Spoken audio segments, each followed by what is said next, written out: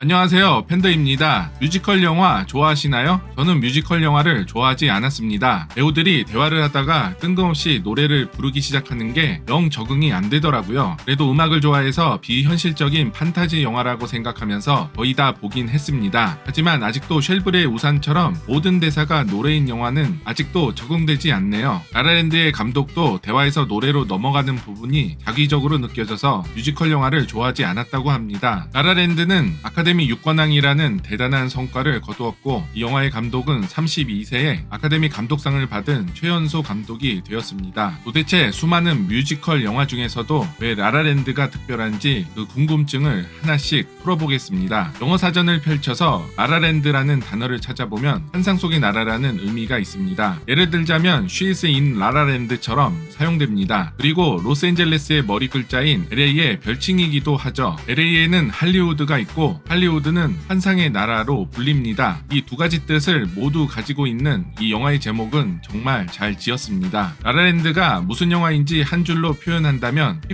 피프티입니다. 피프티라는 이름의 의미는 세상에 공존하는 두 가지 이치를 의미하는데요. 이상과 현실, 긍정과 부정, 항상 공존하는 50대 50의 세상이라는 의미에서 이런 이름을 지었다고 합니다. 라라랜드가 왜 50대 50이냐고요? 라라랜드의 감독은 대화에서 노래로 넘어갈 때 어떻게 하면 부드럽게 넘어갈까를 고민했습니다. 그래서 이 영화를 현실과 상상으로 분리하는 연출을 선택한 거죠. 실제 도로가 막혔을 때 이렇게 춤을 추는 사람은 없죠. 답답한 도로에서 즐겁게 춤을 추고 싶은 상상을 표현한 것이지 실제로 이런 일이 일어난 것은 아닙니다. 우주에서 날아다니는 것도 우주를 날아다니는 듯한 기분이라는 것을 영화적으로 표현한 것이지 실제 일어난 일은 아닌 것이고요. 이 영화는 이렇게 철저하게 현실은 현실적이게, 상상은 과장되게 연출하여 뮤지컬 영화나 마살라 영화가 주는 오글거림을 극복하려 했습니다. 이 영화는 현실과 상상을 연극과 뮤지컬로 분리해내었을 뿐만 아니라 하늘과 땅, 밤과 낮, 이상과 현실, 일과 사랑, 남과 여, 배우와 관객, 이런 식으로 50대 50의 대비를 보여줍니다. 이 영화는 매우 특이하게도 2.55대 1의 화면비를 가지고 있습니다. 2016년 영화임에도 불구하고 필름으로 촬영했고요. 영화가 시작할 때 나오는 이 2.55대 1의 비율은 1950년대에 등장했습니다. 이 영화가 많은 고전 영화에 대한 오마주를 바치고 있기 때문인데요. 오프닝 시퀀스의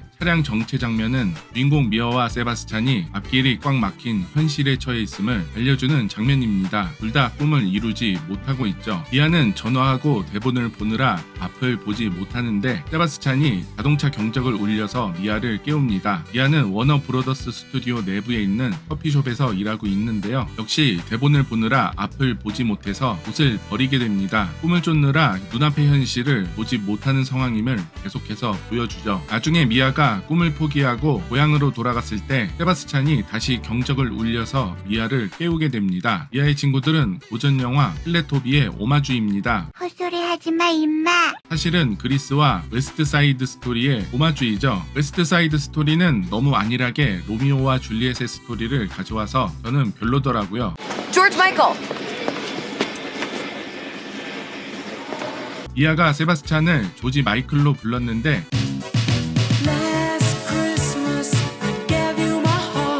라스트 크리스마스를 부른 그룹 웸의 멤버입니다. 재즈를 좋아하는 세바스찬을 80년대 한 팝스타로 부르며 놀리는 대사인 거죠. 참고로 조지 마이클은 라라랜드가 개봉되고 16일 후인 2016년 12월 25일 자신의 노래 제목대로 마지막 크리스마스를 맞이하고 하늘의 별이 되었습니다. 벤치 앞에서 춤을 추는 장면에는 여러 영화가 한꺼번에 믹스되어 있는데요. 밴드웨건, 탑햇, 체리 댄스, 그리고 싱잉 인 더 레인을 오마주했는데요. 이 공간은 하늘과 땅이 한눈에 들어옵니다. 이 영화에서 카메라가 하늘을 향하는 쇼트가 여러 번 나오는 이유는 미아는 할리우드 스타를 꿈꿉니다. 스타는 하늘에 떠 있죠. City of stars, are you shining just for me? 할리우드가 있는 LA는 스타의 도시입니다. 천문대에서 별이 나오는 이유도 미아가 하늘에 속한 스타이기 때문이죠. 즉 하늘은 미아가 속하게 될 공간이고 지상은 세바스찬이 속하게 될 공간입니다. 심지어 세바스찬은 언더그라운드 뮤지션이라는 글자 그대로 언더그라운드로 들어가게 됩니다. 그래서 하늘과 땅이 한눈에 들어오는 그리피스 공원에서 촬영한 것이죠. 이 둘은 낭만적인 밤에 이곳에서 만나서 현실적인 낮에 이곳에서 헤어집니다. 밤과 낮, 낭만과 현실, 50대 50인 거죠. 이 방송은 보시는 스폰서의 제공으로 보내드립니다. 해외에 출장이나 여행을 가셨을 때 한국 사이트에 접속이 안 되거나 한국에서 해외 사이트에 접속이 안 될 때가 있죠. 이럴 때 서프샤크 VPN 같은 VPN 서비스를 이용하면 사이트 접속이 가능합니다. 그리고 공공 와이파이처럼 누구에게나 개방된 와이파이는 해커가 오고 가는 데이터를 훔쳐볼 수가 있습니다. 그래서 개방된 와이파이에 접속할 때는 VPN을 이용하는 게 안전하죠. 온라인상의 이용 흔적을 남기지 않아 프라이버시를 보호받을 수도 있고요. 그리고 게임이나 항공권, 호텔도 접속 지역에 따라 가격이 달라집니다. 요새 구독형 서비스도 VPN을 이용해서 저렴한 가격으로 구독하시는 분들도 꽤 있으시죠. 서프샤크 VPN은 100개국에 3200개 이상의 서버를 보유하고 있습니다. 아래 설명란에 있는 링크를 통해 무비팬더 구독자분들만을 위한 전용 프로모션 코드를 입력해서 오직 서프샤크에서만 제공하는 24개월 구독 시 3개월 추가 이용 혜택을 받아보시기를 바랍니다. 서프샤크 VPN은 하나의 계정으로 컴퓨터, 노트북, 핸드폰, 모든 기기에서 사용 가능하며 30일 이내에 환불 가능하니까 부담 없이 체험해보세요. But still I want it more, more, more. I give a second chance to Cupid. 제가 이 영상을 올리니까 채널 잘못 들어온 줄 알았다는 분도 계셨었는데 이 영상이 영화 해설인 줄 눈치채신 분은 없으셨네요. 이 영화의 줄거리는 쉘브르의 우산과 카사블랑카에서 가져왔습니다. 쉘브르의 우산의 줄거리는 이수일과 심순애는 서로 사랑하는 사이였지만 돈 많은 김중배가 심순애에게 물질 공세를 해서 심순애는 김중배에게 시집을 가게 되고 어느 날 이수일과 심순애는 우연히 다시 만나게 됩니다. 역사는 흐른다. 카사블랑카의 줄거리는 자신이 사랑한 여자가 알고 보니 유부녀였고 어쩔 수 없이 헤어지게 된 후 자신이 운영하는 카페에서 우연히 다시 만나게 됩니다. 이 둘은 결국 이어지지 못하고 다른 남자와의 행복을 빌어주게 되죠. 이 두 영화와 라라랜드의 공통점은 삼각관계와 이루어지지 못한 사랑입니다. 카사블랑카는 2차 세계대전이 이 둘을 갈라놓았고 쉘브르의 우산은 알제리 전쟁이 이 둘을 갈라놓았고 라라랜드는 각자의 꿈이 이 둘을 갈라놓게 되죠. That's the window that Humphrey Bogart and Ingrid Bergman looked out of in Casablanca. Wow. Yeah. Bringing up baby in Casablanca. 미아의 방에 있던 이 인물은 카사블랑카의 여주인공 잉그리드 버그만입니다. 나중에 미아도 잉그리드 버그만처럼 벽화로 등장하게 되죠. 지구본을 보여주는 장면이라든지 공극을 알려주는 글자라든지 카사블랑카에 대한 오마주가 영화 곳곳에 녹여져 있습니다. 감독이 프랑스계라서 프랑스 영화에 대한 애착이 상당한데요. 미아가 쓰던 대본을 보면 주누비에브라는 이름이 보이는데요. 쉘브르의 우산의 여주인공 이름입니다. 기생충이 김기용 감독님의 하녀와 충녀에 대한 오마주이자 한국 영화에 대한 애정의 산물인 것처럼 라라랜드는 쉘브르의 우산에 대한 오마주이자 프랑스 영화에 대한 애정의 산물이라고 할 수 있습니다. 봉준호 감독님에게 황금종려상을 건네주신 이분이 바로 쉘브르의 우산, 로슈포르의 연인들의 카트린 두네브였죠. You know theaters these days? Yeah. They're so dirty.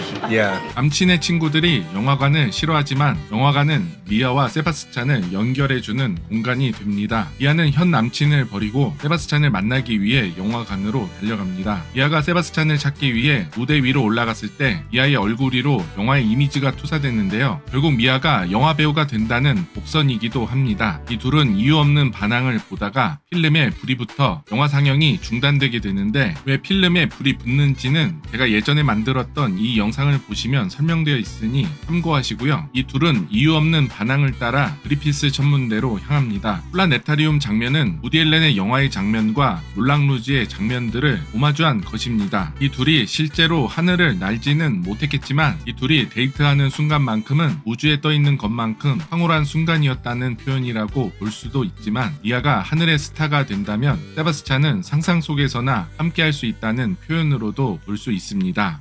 Are you shining just for me? Where are we? Griffith Park. Where are we?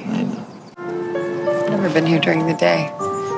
미아와 세바스찬은 같은 공간에서 서로 떨어지게 됩니다. 이 둘은 그리피스 공원에서 밤에 만난 후 낮에 헤어지게 됩니다. 낭만 속에선 춤을 추지만 현실 속에선 춤을 추는 장면이 없죠. 5년 후 미아는 하늘의 별이 되고 세바스찬은 지하의 언더그라운드 뮤지션이 됩니다. 미아는 하늘에 있고 세바스찬은 지하에 있는 거죠. 이 영화를 볼 때 이런 하늘과 땅, 스타와 관객, 이상과 현실이라는 50대 50의 구조를 알고 본다면 이 둘은 이루어질 수 없는 운명이었다는 것을 알 수 있습니다. 영화의 후반부에 다시 한번 길이 막히게 되는데 앞에서는 낮에 막히고 뒤에서는 밤에 막히죠. 라라랜드에서 밤은 마법 같은 일이 벌어지는 매직 타임이기 때문에 미아와 세바스찬은 마법같이 우연히 마주치게 됩니다. 이 장면은 원래 계획한 길이 아닌 다른 길을 간다, 다른 선택을 한다는 의미를 이렇게 표현한 것입니다. 이렇게 우연히 다른 길을 갔더니 예전 남자친구를 다시 만나게 되는 것이죠. 큐피드의 화살이 보이지만 I give a second chance to Cupid.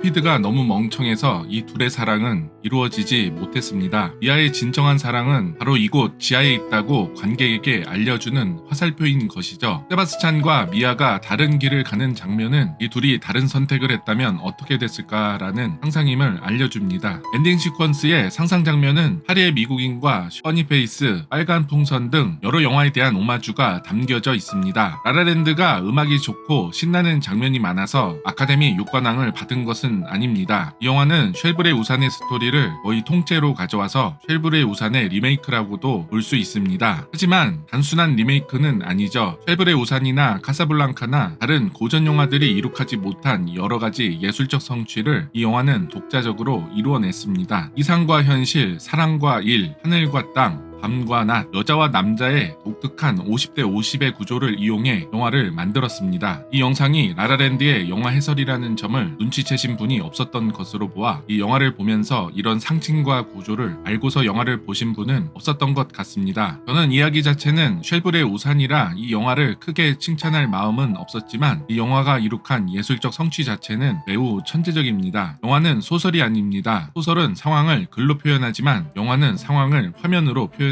그러니 이 둘이 다른 선택을 하면 어땠을까? 라는 직접적인 나레이션보다는 이렇게 두 갈래 길을 보여주고 다른 길로 가는 장면을 보여주는 게 영화라는 장르적 특징이라고 할 수 있습니다. 저는 개인적으로 영화는 영상 문학이라고 정의하고 있습니다. 이렇게 이 영화는 비언어적인 묘사가 많기 때문에 관객이 직관적으로 이 영화를 이해하긴 어려울 것입니다. 하지만 저의 해설을 통해 이 영화의 비언어적인 부분을 이해하시게 된다면 이 영화가 단순히 남녀의 통속극 정도로 보이지는 않게 될 것입니다. 이 해설을 보시고 나서 다시 한번 영화를 보신다면 영화의 더욱 깊은 맛을 느끼실 수 있으실 겁니다. 뮤지컬이 자기적이라서 별로 좋아하지 않았던 감독이 레전드급 뮤지컬 영화를 만들어내고 뮤지컬이 자기적이라서 별로 좋아하지 않았던 저 역시도 지금은 뮤지컬 영화를 좋아합니다. 혹시라도 뮤지컬이라는 장르에 손발이 오그라들어 아직까지도 라라랜드를 보지 않으신 분들이 계시다면 적어도 라라랜드만큼은 꼭 보셨으면 좋겠네요. 참고로 글루텐 항의를 하던 이 배우는 감독의 부인이 되었습니다. 이 영화가 이룩한 예술적 성취가 무엇이냐고 물어본다면 이 영상이 그 질문에 대한 답이 될 것입니다. 이번 영상은 여기까지입니다. 어떠셨나요? 이번 영상이 재미있고 유익하셨다면 구독, 좋아요, 알람 설정까지 부탁드립니다. 다음에도 좋은 영상으로 다시 돌아오도록 하겠습니다.